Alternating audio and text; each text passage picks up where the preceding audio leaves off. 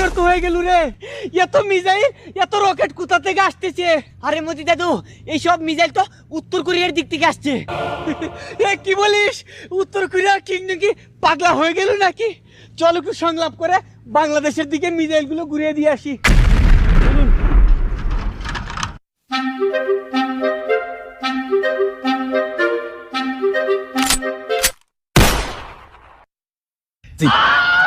কথা বললেন না, কথা বললেন কি হচ্ছে রে? ওই ছেলেটাকে ওইভাবে গুলি করে ফেলে দিল কেন?